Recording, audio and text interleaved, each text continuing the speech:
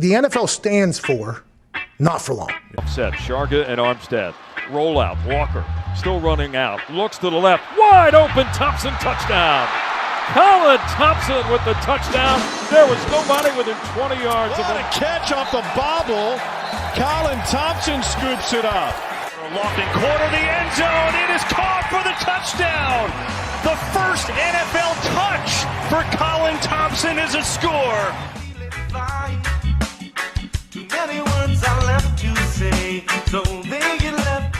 Ready to roll, ready to roll, ready to roll. Coming to you live the week after July 4th. Media company shuts down pretty much, other than the Sam Bonar show and Breaking Bats here at Not For Long Media. Jack and I are refreshed, and we are ready to fire on the busiest time of year. Now that we've kind of made it over the hump, which to me, the hump in the sports calendar is the MLB All-Star Game. That's coming tonight, Tuesday, July 11th. Home Run Derby was last night. So here we go. The countdown to training camp is like, what is it, 20 days away, Jack? Not even. I think it's 15 days. 15 days away, which is chaos. We're getting to that in a little bit here. That's Jack Connell. I'm Colin Thompson. Thanks for tuning into the Colin Thompson Show, brought to you by the original Fudge Kitchen, shipping fudge and sweet treats across the country. I'll tell you what, Jack, it was great to be down the Jersey Shore. Pop in there, get some saltwater taffy, just chew on that while I'm shopping on the Washington Street Mall with family and friends in Cape May, New Jersey. And if you can't make it to the Jersey Shore, they ship it anywhere. Go to fudgekitchens.com. Ship it across the country, 1, 2, 3 days at your house. It's the coolest little environment there they have, and they've been doing it for 50 years. Jack, they had Good Morning America at the original Fudge Kitchen on Monday. So very proud, to know a lot of people there and the work they put in. And Good Morning America did a whole show on Cape May, and it's the oldest historic beach town and all these different things. And they found the oldest business there, one of them that's been around for a while, the original Fudge Kitchen. So it's good stuff. That is good stuff. Yeah. How was your 4th, Jack? It was good. I was also in Jersey Shore, but just not the Jersey Shore that you were in, Jersey Shore, PA. It's near like Williamsport, Harrisburg area. It was nice. It's like mainly farmland out there. I got to get away from everything, relax for a little bit. My big thing is like I love like looking for random little trinkets for like behind here, unique stuff. And there was like this antique mall. It's got like 450 little stores in it. And I was just in heaven spending like 4 hours looking for stuff. And I got a bunch of cool things, my background stuff over there that you can't see on camera. But that was pretty much what I spent my week off doing. Yeah, Jack is so excited to tell me about his helmet he found for $20 there over his right shoulder. Shout out to who, Jack? Your free shout out? Warrior. I think it was the tag. I can't get confirmation. It's one little paper tag said Warrior Run High School. I never heard of it before, but I think I just like the look of the old helmets. I just think it's cool and unique. Everybody's always got the mini helmets like I got up here. They're like the newer looks, but I think a random helmet from the 60s is just cooler than that, in my opinion. So that's why I went with that. No. You can't beat it. That's great. Yeah, I didn't do any trinket shopping, Jack, but I spent some money at Sunflowers down there and Cotton Company down there, 2 great stores on the Washington Street Mall, and got fitted up and bought things that I'm probably not going to wear more than 3-4 times before it gets cold out. I bought my summer stuff here in mid-July. I digress, but I'm jacked up, some good polos, some good pairs of shorts, and yeah, we're going to get into the whole July 4th, but it was great to be down in Cape May. Great to see some old friends. Great to coach some football, work out with a couple NFL guys down there at Hanley Strength. So, yeah, a lot of really, really good stuff. Yeah, talking about that, we were talking Camp of Rookies. I think actually report less than a week at this point, which is, do you still get nervous about that? Even though you've been in the league for so many years, do you still get the flutters, even if you're not even on a team at this point, that the camp is so close from now? Anxiety's through the roof. I am buying grilled chicken. I am buying ground turkey. I am eating salads like I've never eaten before. Just making up for lost time, if you would, and just, trying to handle the pressure. Yeah, once July 4th hits, it's go time. I mean, I played the lowest form of July, August camp football there is in high school. And even then, I still it's like I'm 6 years removed at this point, probably 5 years or whatever. But it's like I still get it. I have no correlation to it. I'm still going to be sitting at the same desk in a month, 2 months, 3 months. I don't know. Who knows? Maybe the Eagles will be calling for me. But as we talk about football, something we kind of talked about behind the scenes was kind of talking more about your career and stuff, what's going on behind the scenes. So what's the latest going on with you? What are you doing as you get ready for camp here? Yeah, so I'm going to start doing a weekly segment on the show, and appreciate the intro, Jack. Of you and I talk about this, and it's normal talk for you and I and my wife, but I'm going to be doing kind of like a weekly vlog, and we're going to put on YouTube here these segments of me just talking about this journey of being an NFL free agent. A lot of people listen to the show; they know that I'm a free agent. Family, friends know, but people that want an inside look of what it's like to be on the street and have other jobs and move the meter of life forward of family and friends and having fun, but also being dialed in and be ready to work and also achieve your goals in life when it comes to playing professional football, which I've already had, but I want to continue to do well into my 30s now that I'm 29. So appreciate the intro, Drac. Yeah. So really what's going on in my life now is I'm just getting my body ready to go. I'll be training 2 to 3 times a day, whether that's swimming, lifting, running, sauna, stretching, spin bike, just adding more volume to my body here to get my body ready to run, more cutting, more bounding, more route running. When before I do a lot of short burst and training and straight line stuff, but just getting my ankles and my soft tissue all ready to perform at a high level because the volume is a ton during training camp. And if I come into a team here, like my agents are, reaching out to all the teams, we know, from whatever, a dozen teams where I stand with them. Some could be in season practice squad. Some could be first guy in during training camp when somebody gets hurt.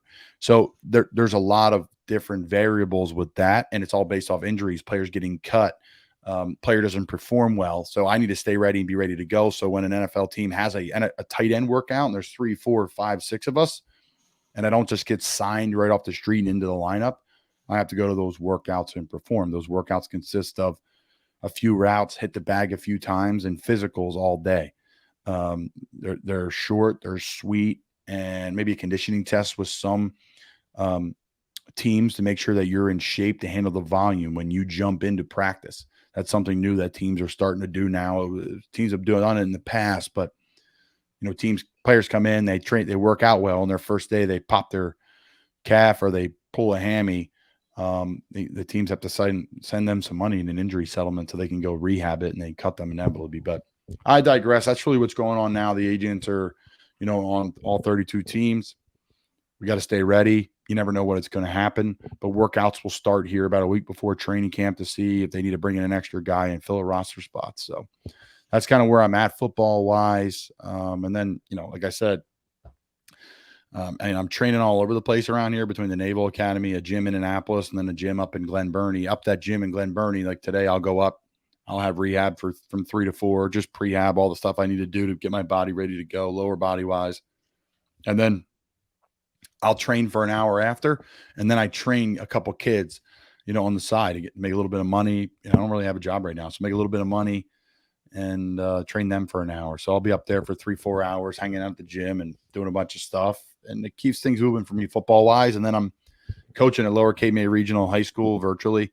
So I talk to the staff there every day, at least 5 days a week on scheme and things that I would suggest, and building offenses on huddle and all that stuff too. And then obviously the stuff at the media company. I'm on the board at Archbishop Wood and a couple of different things at Archbishop Wood too. So staying busy. That's what keeps me happy. Jack was saying last week, he was going stir crazy after a week. I was going stir crazy after a day. I couldn't even, I'm trying to relax. I couldn't relax. So I'm glad you had a good 4th of July, Jack. Appreciate you giving me the opportunity to give a little update today, pal. Oh, no problem. Yeah, I can't do it. I'm a work. I like to always think that I'll enjoy a break, but like literally after day 2, day 3, I'm like, what do I got to do? Like, I'm always a person that's like, what's next? What's next? Like, what do I got to do? And I cannot focus on just relaxing in the moment as much as I try. But we got some free shout outs here, Colin, brought to you by the Original Fudge Kitchen. What free shout outs you got for us? Wow. Yeah. New segment we're doing here. So shout out to the city of Cape May. They were amazing. Amazing. Went to, it's a great place that I've lived before, and we talk about it a lot on the show, especially the Sam Boner show. But it's a great place to visit. Like, it's just for family, for friends. We had a huge conglomerate down there of former players and coaches and people I've gotten to know locals. So everyone's just so gracious. It's a great little resort town, tons to do, from fishing to hanging on the beach to, there's a beautiful farm right there in the middle of Cape May. Just absolutely love hanging out there. So shout out to the city of Cape May. Shout out to Lawson's Dockside Seasoning. The first 20 people that DM Not For Long Media on Instagram will have a chance to get a hold of Dockside Seasoning, a family-owned spice company that prides itself on offering a whole wide variety of high-quality spices, herbs, and seasonings to elevate your cooking. My buddy Dave, shout out to Dave Lawson, K-Bay Marina, he still does cook and make amazing food down there. And his seasonings were just the talk of the town. Well, now he's gone public with it, and he has his seasonings and awesome hats. I'm rocking the hat right now. So shout out to Lawson Seasonings. The first 25 people, you'll have a chance to win. We'll pick one out of the first 25, and I'll ship this right to your house, an awesome hat and an awesome seasoning that we can put on everything. So shout out to Dave and Lawson Seasonings. Shout out to Colin Gillespie. I mean, listen, I know he's a Wood guy, and I'm always pumping these Wood guys, but I've known Colin for a really long time. This guy last night scored 16 points, hitting 5 threes against Atlanta. And now it's Summer League basketball, I get it. But this is 12 months after 2 fractures and a dislocation in his ankle. Now, listen, I've broken bones before, but 2 fractures and a dislocation in your ankle, you're talking about getting that mobile again. You're talking about adding weight to that again.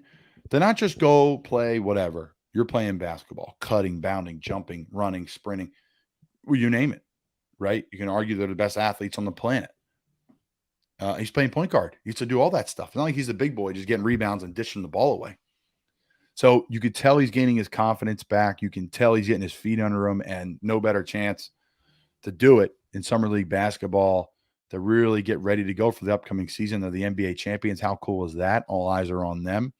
And again, a place like that's a great place that, has the star power that will give him time to come up in the system. So shout out to Colin Gillespie. So proud of you. I'm going to start shouting out a couple podcasts I listen to. People are always listening for new stuff, especially this time of year. 32 Thoughts. If you're a hockey fan, this is the number one hockey show other than Spittin' Chickle. It's 2 separate things. 32 Thoughts. They go through every team. They go through every trade. It's so well produced and well done. I'm just inspired by it, and we're going to start doing some of it in Not For Long Media. Really good stuff with 32 Thoughts, the pod. And then if you're looking for a football show, Bussin' with the Boys, obviously, but the Kevin Byard episode that they did a couple weeks ago really gets into the locker room, really gets into Mike Vrabel, really gets into some fun stuff. So free shout out to 32 Thoughts, and Bussin' with the Boys. The Kevin Byard episodes are really, really good. I spent time with Kevin at the NFL Media Boot Camp. Love that guy. Big fan of him on and off the field. Shout out to the Flyers. Listen, drafting Michkov where they drafted him, sneaking him into the Flyers facility quietly so he's playing bubble hockey and he gets to know, the Flyers brass. And then him really convincing the Flyers that they should take him. He wants to play for a big market. He told Arizona he does not want to go there. They drafted above the Flyers. Super impressed what Danny Brière's done. You see the direction. That's all I wanted forever. You're either going to be going one way or the other.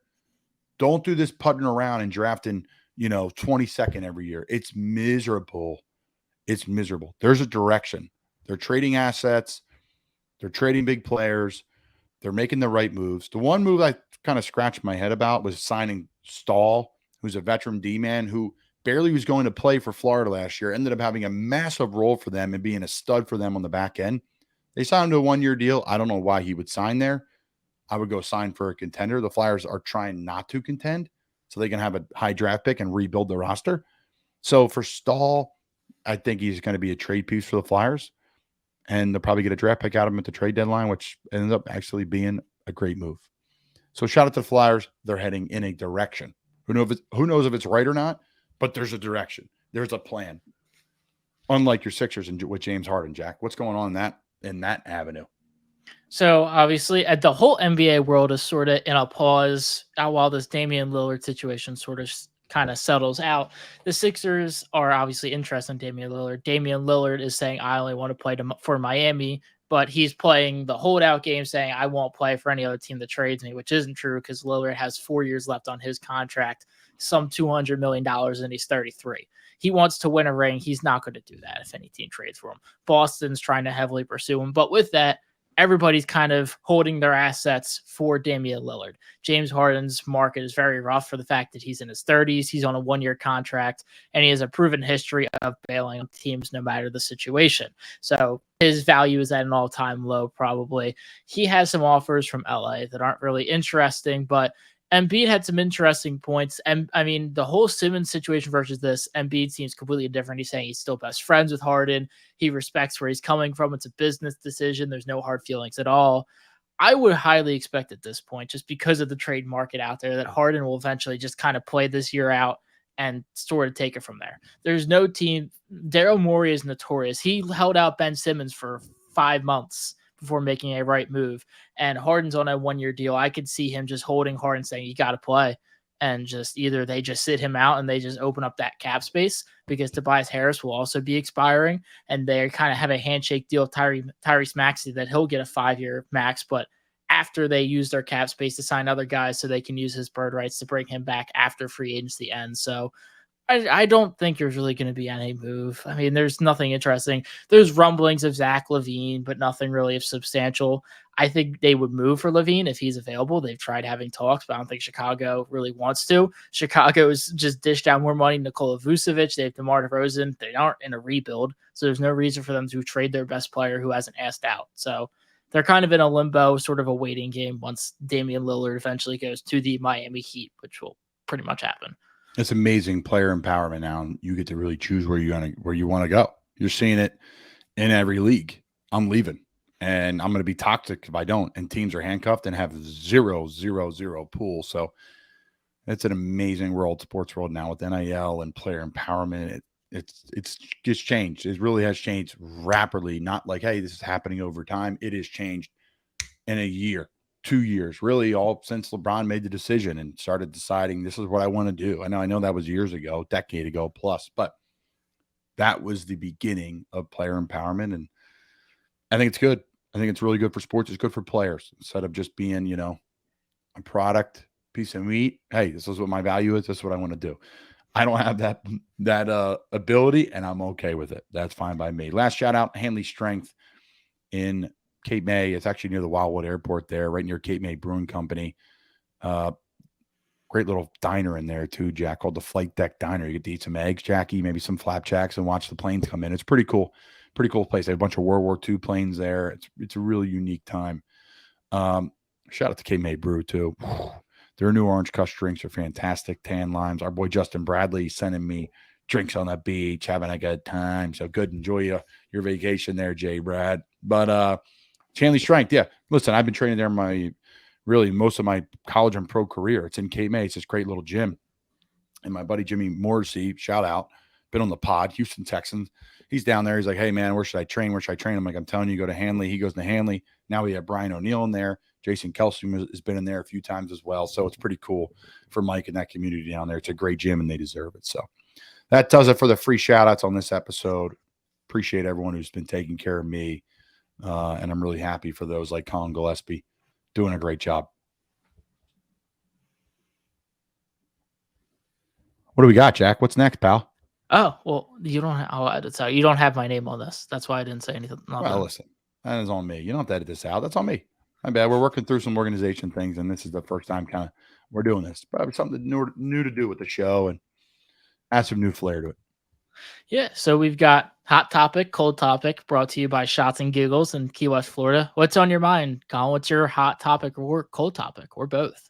Well, listen, it's a hot topic. It is scorching hot, and that's Northwestern firing Pat Fitzgerald after they put him on leave for 2 weeks. No question about it. Pat Fitz is or at least was one of the most respected coaches in college football. The things he's done in Northwestern that has high academic challenges for a football team. They've had success. They've had great players, and they've had great teams, and they exist in a really tough Big Ten, and they're competitive. He played there. He's a legendary coach there, and a massive, massive harassment and hazing, we should call them allegations, have fallen on the program, and he's been released of his job, which is really sad. And it's really sad for all the hazing things as well. First and foremost, there's absolutely no room for hazing especially when you are physically putting your hands on somebody or doing something physically to them to make them feel uncomfortable. Same with your words. In the NFL, a part of the initiation process as a rookie is you sing in front of the team a minute. It's painful. It stinks. We all had to do it. Carry some pads, pick up some footballs. You all see the videos. But to put your hands on somebody, that's a no-go, right? I've had to do those type of things, picking up helmets, singing at all levels. College football, we got carried off the field our senior year by a couple of the younger players, the tradition that we did at Temple. That's not hazing. That's just respect to the locker room and traditions. But what's going on in Northwestern is unacceptable. So I don't even know how to break into it, and I don't want to discuss it until the things come out as fact. This happened. I don't feel comfortable with it. But I do feel comfortable saying that there's a perfect person for the job. I think the perfect person for the Northwestern job is Ken Niumatalolo, the former Navy football coach who played at Hawaii, and really from 07 to 22, he was the head coach at Navy with just tons and tons of success. 11 bowl games, 3-time AAC Coach of the Year. And this is a guy that is so well respected amongst coaches and players throughout college and pro football. He's a man of faith. He's a Mormon. He played at the University of Hawaii.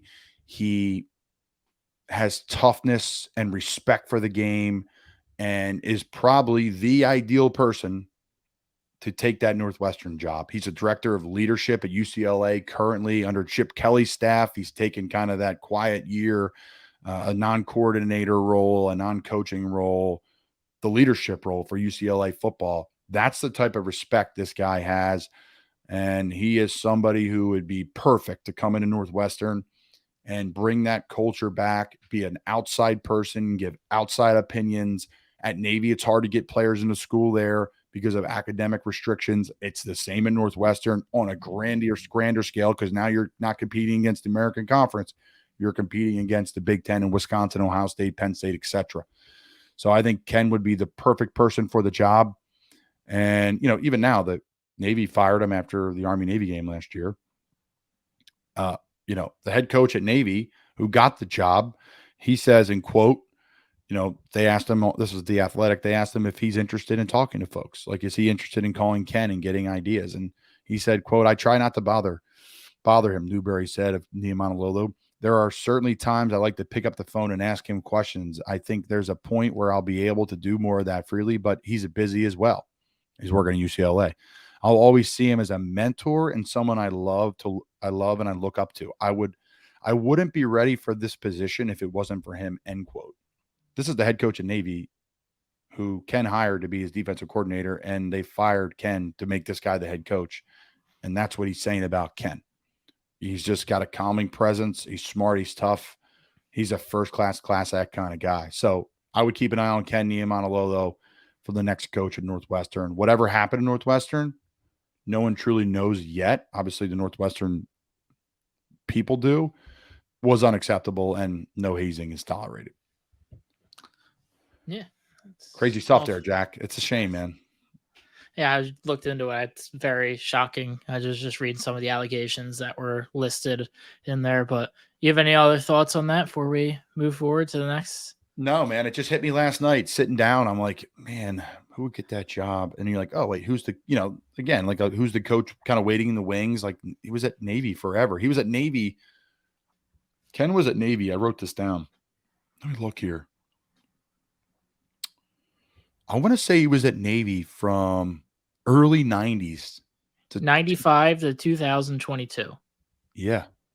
And he left in 99 to 01 to coach at UNLV. So, I mean, this is a lifer at a historic program in Navy with discipline. And I think he'd be perfect for the job. Keep an eye on Ken. I think he gets the job. What else we got, Jack? We got an intro segment. What do we got? Yeah, we're looking ahead to looking at what's ahead. I love We're it. trying to see what's on the horizon here. Brought to you by SeatGeek. Use promo code Colin Thompson.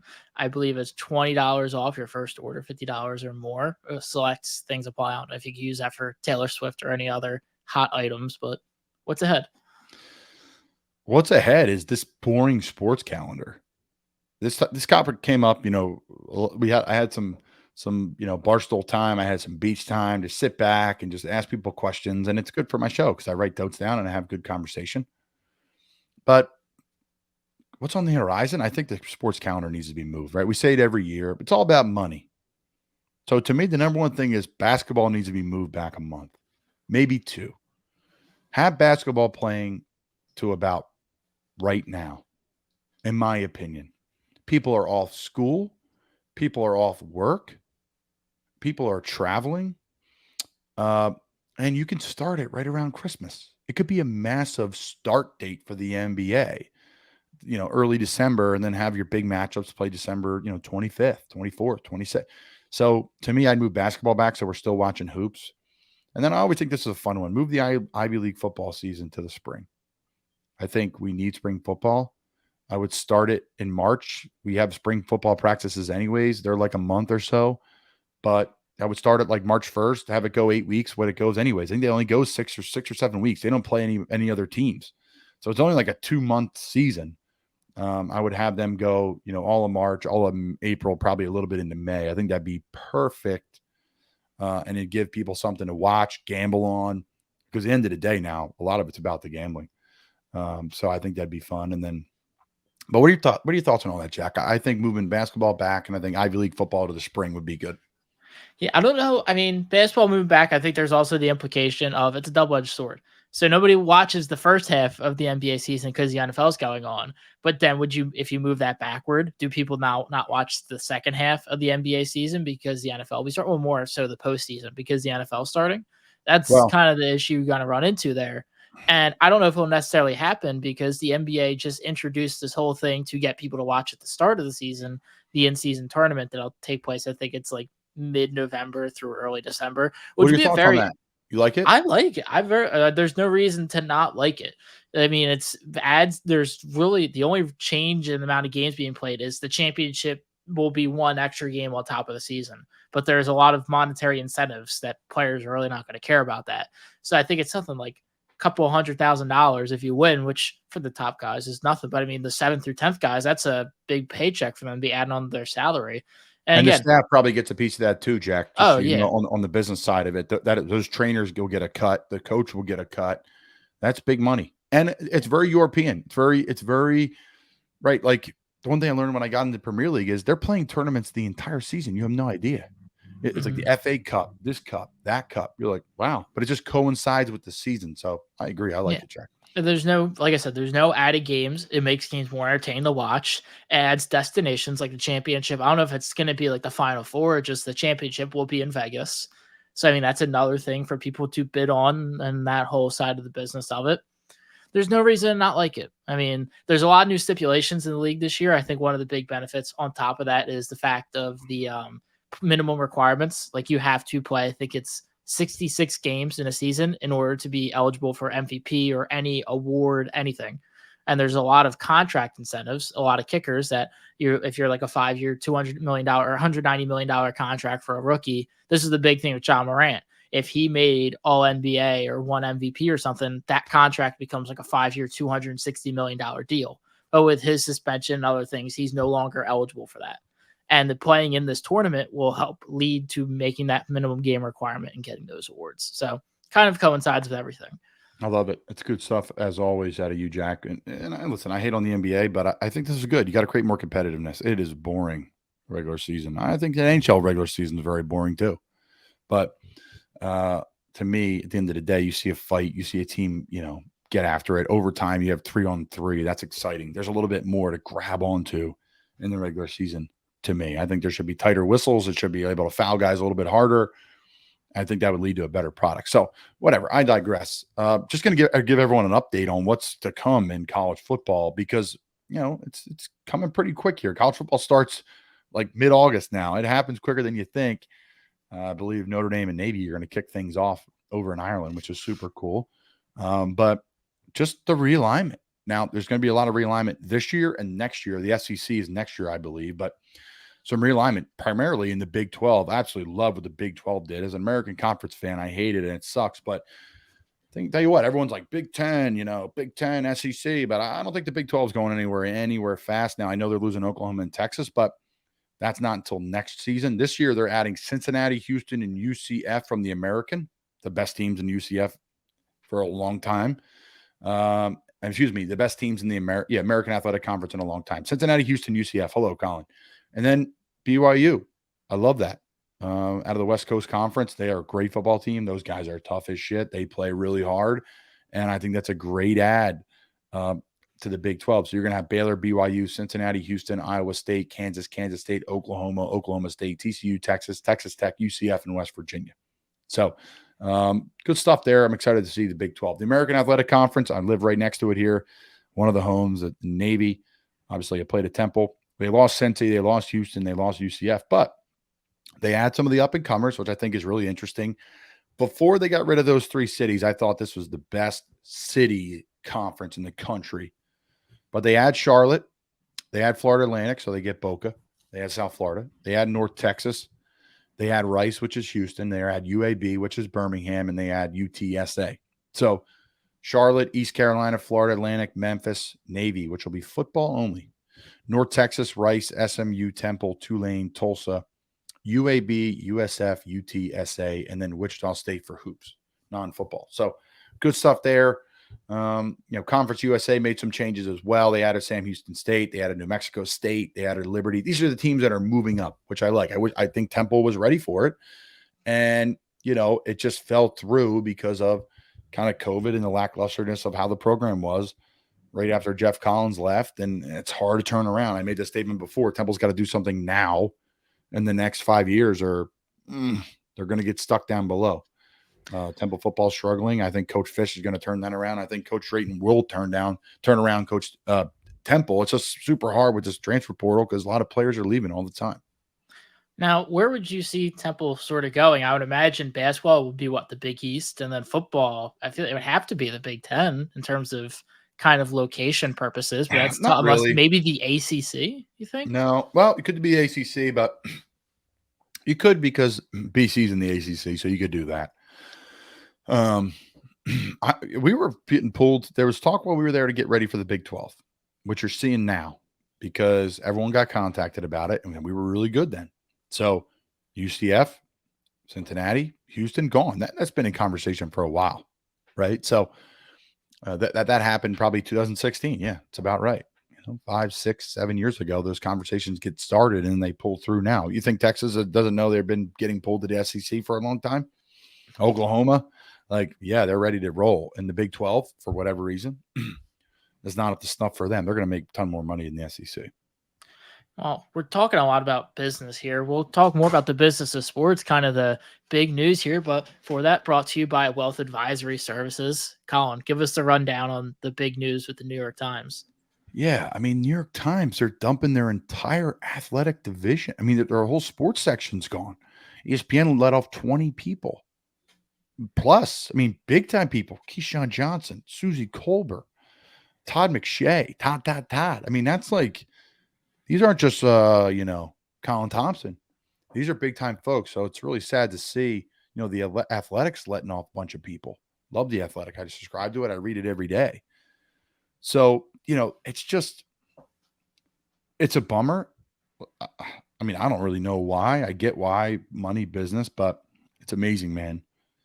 It's amazing how, these people all land on their feet, by the way. I think they will because, A, they're really good and successful, but B, there's so much money in football.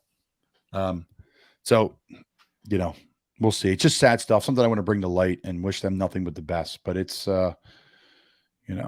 it's tough times at the Times, tough times at the Athletic, tough times at ESPN. It's a shame. It really is. Yeah. And then lastly, interesting stuff here. Justin Pugh, who's been on the show and is just a great guy. He retweeted this tweet. And it says, U.S. states with no state income tax: Texas, Alaska, Florida, Nevada, Wyoming, Tennessee, Washington, South Dakota, New Hampshire. Justin Pugh, first-round pick of the New York Giants, Council Rock South, says you're north. I think he was Council Rock. I think he was Council Rock North. I could be wrong. He says signing bonus is taxed in your state of residence at all professional athletes. So where you live is where your signing bonus gets taxed. Salary taxed where you play. Duty days where you play. So if I play in Philly, I get taxed. If I play in Tennessee, I don't get taxed, right? Because there's no state income tax. If I play in Dallas, no. Houston, no. You play in San Fran, or you're up in down in where am I at here? The Rams, you getting taxed, right? So things like that. A player's career earnings difference in Florida versus California is astonishing. Just that savings invested in compound over time is even crazier. I'm not going to speak for Justin. I'm going to try to get him back on the show, but I know he did some things. He made some moves when he was up for a new contract, and he signed a nice deal in Arizona after his first-round pick contract. The 5th-year deal ran out for him with the Giants. So I don't know, just a new format to the show here. I wanted to touch on a few things and give you guys a couple things to chew on there. A little business of sports segment brought to you by the Wealth Advisory Services. The bar of the week on the Colin Thompson Show, brought to you by the Original Fudge Kitchen, fudgekitchens.com, is Taco Caballito, Cape May, New Jersey, right on the beach. Shout out to Ross and his team there at Taco Cabo. Absolutely love this vibe. He's absolutely redone the place top to bottom. The food comes out so fast. The service is unbelievable. The people are so nice and friendly, from the back, the back house staff to the people that greet you when you come in the door to the bartenders. I mean, it is incredible. They're staffed year round. It's like this, whether it's March and there's 10 people in there, or it's, we were there this past week, July 4, and it's packed and it's great. Upstairs is awesome. They got the piano lounge. They have a whole deck that looks on top of the beach. They have a great little bar up there. Shout out to Liv. She killed it up there this week with us. Downstairs bar is tremendous. The food is great. Just awesome Mexican eats. So shout out to Taco Caballito, the bar of the week, this week on the Colin Thompson Show. Food and ambiance, 5 out of 5. Service, 5 out of 5. Drinks, margs, beers, awesome, 5 out of 5. TVs, 4 out of 5. They max out the space available. They can put TVs, and they got the Phillies game on in there, and they got this game on in there. It's going to be great in the fall for football season in there. So shout out to Taco Caballito, the bar of this week on the Colin Thompson Show in Cape May, New Jersey. Woo! There's a show, Jackie. There's a show, bud. A lot of good stuff. We appreciate everyone's support here at Not For Long Media. All our shows will be back up and running here in the next couple of weeks into the fall. So looking forward to a nice fall here at Not For Long Media. Appreciate your support. That's Jack Connell. I'm Colin Thompson. We'll start with interviews, having some big-time guests here moving forward. Thanks for tuning in.